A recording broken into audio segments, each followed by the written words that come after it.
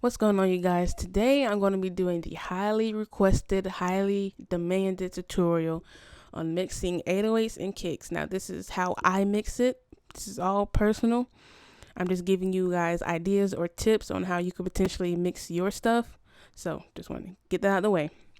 So, to begin, I have 3 different kicks and 3 different 808s here. I'm going to click on each one of them.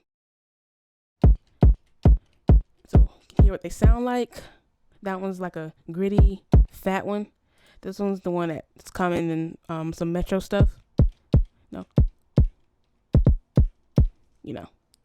And the last one, this one's very, very fat. Has a lot of mid-range to it. Now with the 808s, this one's a bouncier one. This one's pretty straightforward, I think.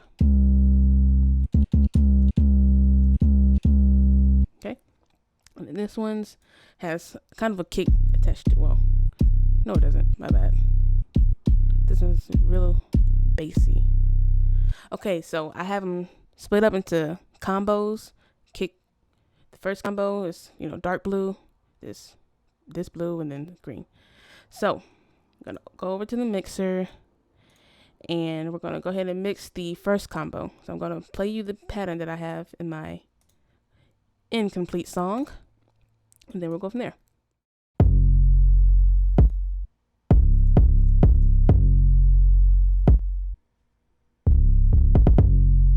Now this kick, I want to lower some of the high-end frequencies because it's very in my face.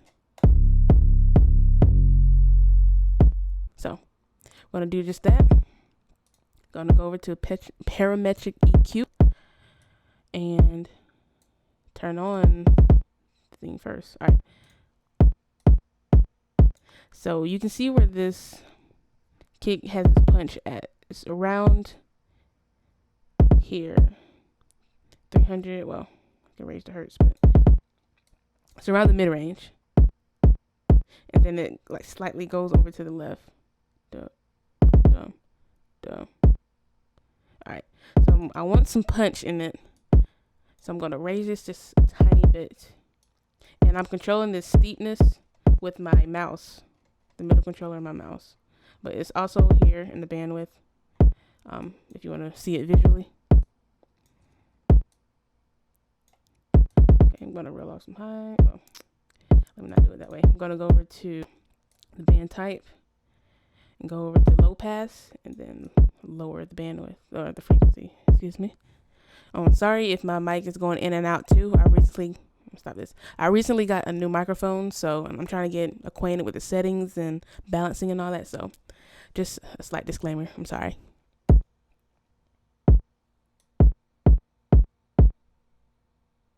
Okay, and then I'm going to roll off some of the high ends too, because that's where I want the 808 to sit, like roughly around here. So I'm going to filter, lower the steepness, and then drag this back.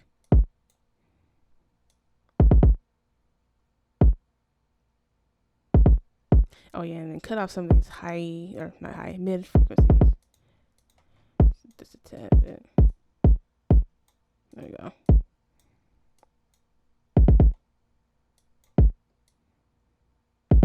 This is a very odd kick sample. And again, whenever you're making your song, your mixing will vary depending on what samples that you choose. So say I choose an 808 that already has some distortion on it. When I'm mixing, I'm not going to add another distortion VST on it. Well, it varies if I want like it to be really buzzy. But typically, personally, I'm not going to do that. I'm just going to EQ the high ends of it. Maybe add a bass booster, which I commonly don't do. Maybe a blood overdrive, and of course a compressor. So those are typically the 3 or 4 VSTs that I use. Blood overdrive. Let me go to the 808 and show you. So blood overdrive, fruity compressor, or fruity limiter if I want a visual. Camo crusher, which is a free VST. Bit crusher, I don't really use that much. And that's it, honestly. yeah, I don't have any, not professional, but good quality Waves plugins. Isotope is good, but I don't use that on 808s. I just use that for mastering purposes. So yeah, just people ask me, what VSTs are you using to mix? I'm using the stock plugins and Fruity Loops. So, friendly advice. But anyways, back to this. All right, and I'm going to add an 808.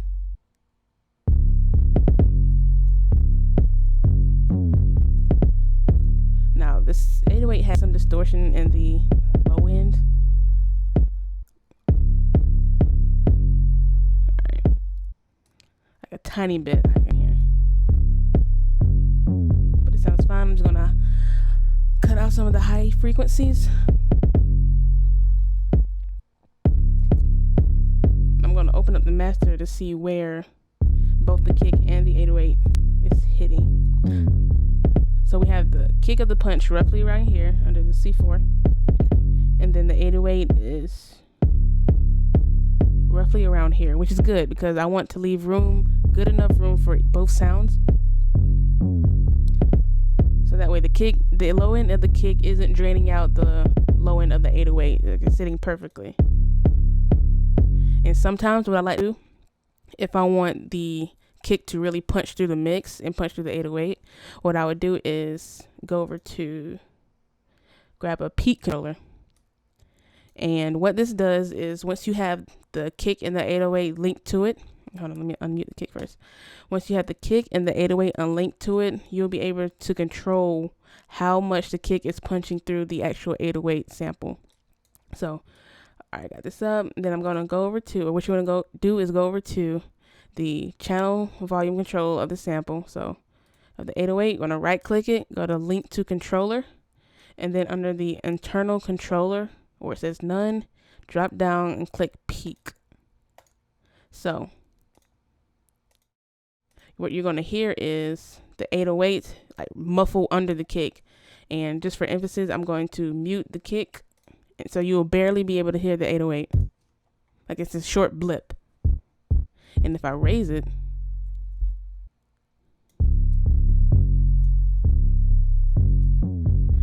now it's going to be emphasized once I bring in the kick.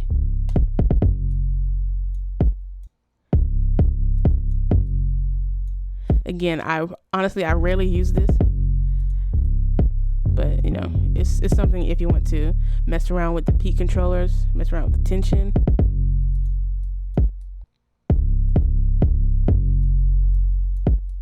And all that good stuff. So you can mess around with that if you want to.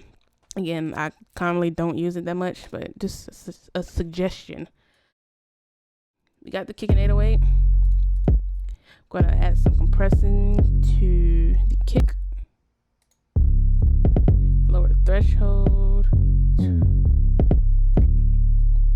Go to 2:1 for the ratio.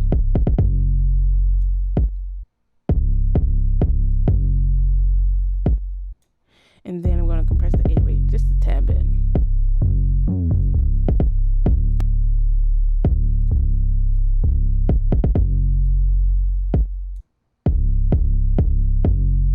Okay, now I'm going to hop over to the actual song for a minute just to see what it sounds like in the actual mix. All right. So hopefully it sounds good.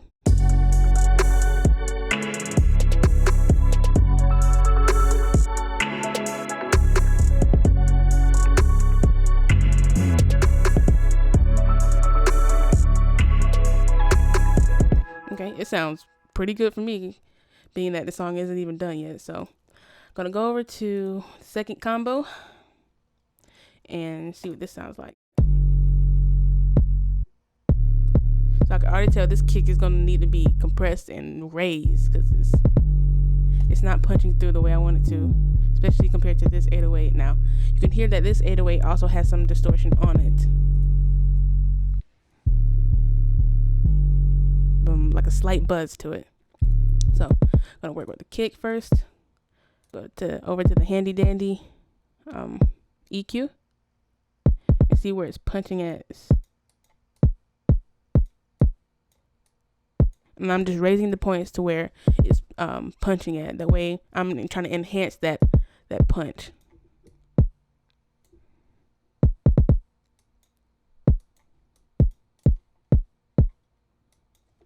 Again, I'm using the scroller on my mouse to raise and lower this peak here.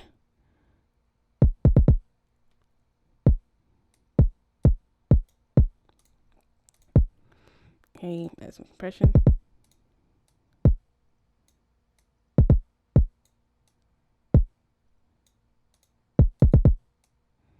Saturation. Attack, nah, not that much. Alright, so you already can tell compared to where it sounds like to now. Like I gave it a little bit of bass too. Now with the 808. Alright, so I'm gonna work with this. Now this needs to be raised too, so I'm gonna cut off the high ends first.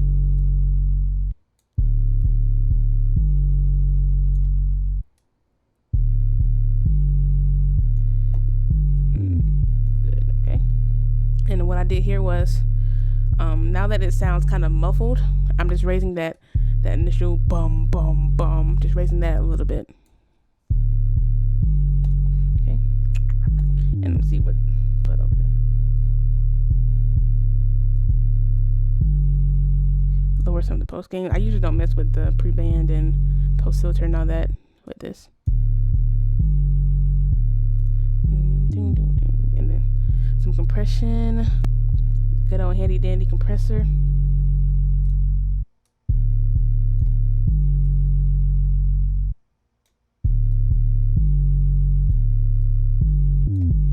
Okay, now with the kick.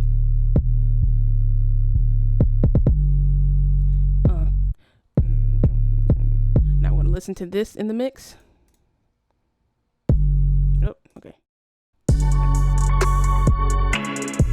You notice how that kick is a lot punchier now. So I'm going to turn it off. Turn off the effects. The kick sounds very weak. And so does the 808. But now I'm going to turn it on. The effects on it.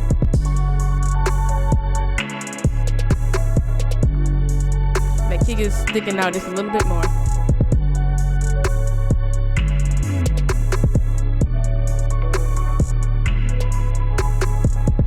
Okay. Now we're going to go over to the third combo. See how this is different. So, oh, okay. It's a very fat kick. I know I'm going to EQ out some of that low end, definitely. And that 808 has a little bit of a kick to it. Sorry if you hear a dog barking in the background too. Anyways, all right, so going to go over to the kick and definitely EQ out some of the high end on that.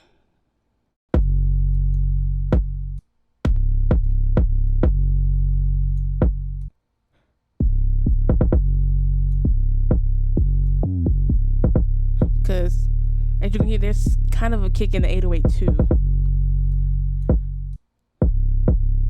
So I just need the right amount of punch to this one.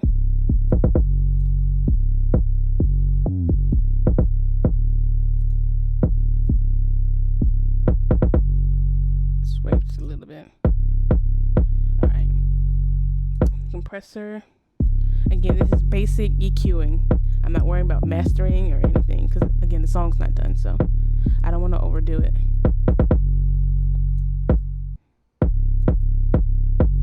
It's very fat. I don't think in the meaning of this beat, I wouldn't use this kick personally. I would probably use the first one, at the first combo.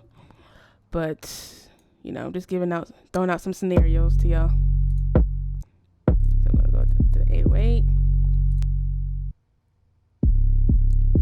This one doesn't have that much high end to, or not high end. Yeah, high end. So I'm just raising, hold on.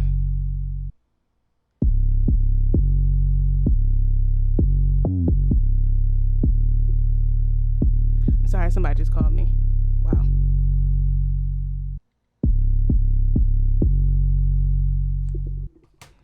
All right. So Again, sorry, I'll try to cut that out, but somebody just called me on my phone. But anyways, I did that. I'm gonna try to add some distortion to this, just to see how it sounds. Camel Crusher. I'm gonna right click, go to British Clean, and see what this.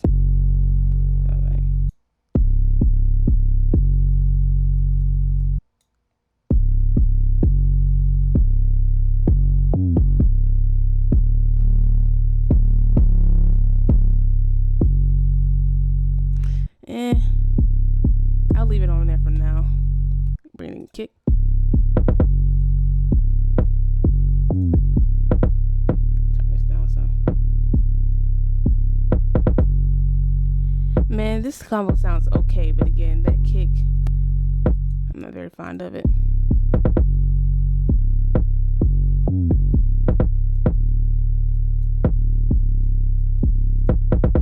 Alright, now we're gonna see what it sounds like compared to the song. The kick is punching through, definitely.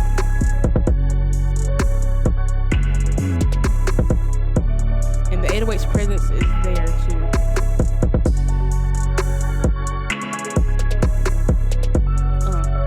So see, it sounds fine for now, but